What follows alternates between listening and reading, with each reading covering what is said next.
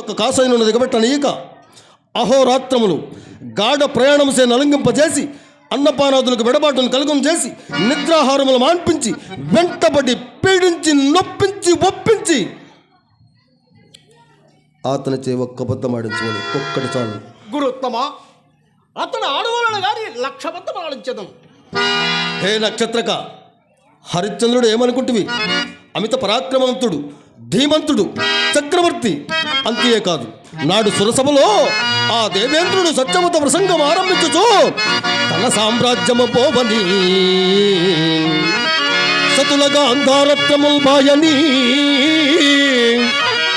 తలమానంబుల లొంగని ప్రబల బాదంతంపు బాధించని తన చూపిల్చిన ఈగతి ఇట్టి పరిస్థితులందు కూడా సత్యమాడించనొక్కడని కలాగే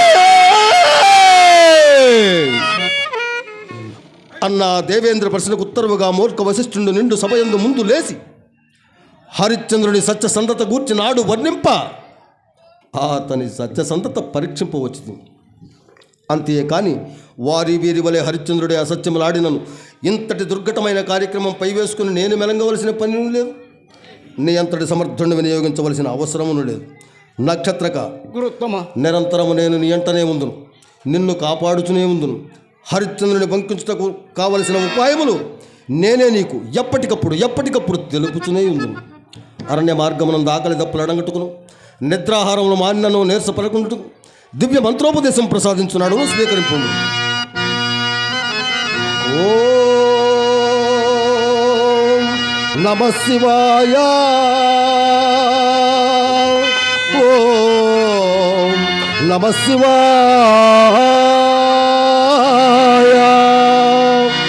విజయీ భవ, దిగ్విజయీ భవ, యశస్వీ భవ. పోయినమ్మ నక్షత్రక, నీకు శుభం పోగా. గురుత్తమ, నాకు ఒక సందేహం బాధించున్నది. ఏమో సందేహము? అతను మనకి ఇవ్వవలసిన రొక్యం బెంతనీయు.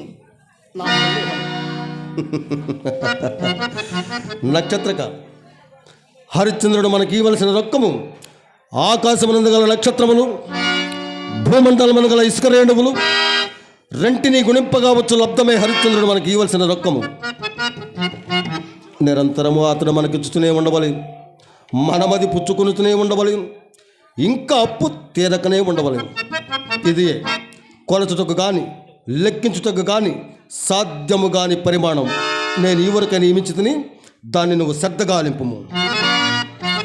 తంతావళంబుపై బలవంతుండొక్కండు నిలచి పైకి గతనంతటి ధవ్వుగా రువ్వునా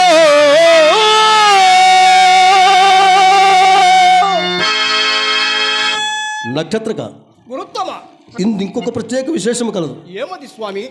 అట్లు పైకి రువ్విన రత్నము నా తపశ్శక్తి చేయి ఆకాశమునకు అందజేసి అచ్చట స్తంభింపజేయగలను. ఇది కొలచుటకు కానీ లెక్కించుటకు కానీ సాధ్యము కాని పరిమాణము గప్తి అందున్నదా? ఏమో, నీకు సంధ్యావందనమే రాదని నుండి విసివి కదా. మార్గ మధ్య విమర్శించే ప్రమాదము ఒకసారి వెళ్ళి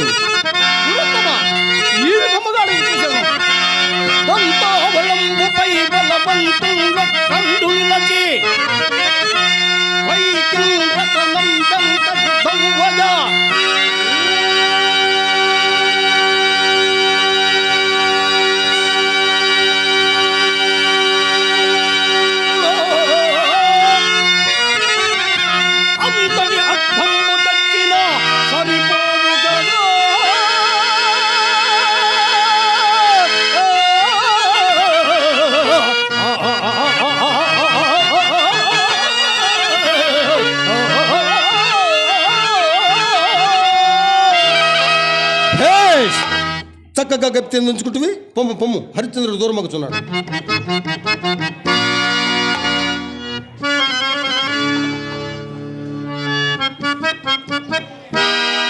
అవునా, ఏమి ఇతని క్షమాగుణ సంపత్య!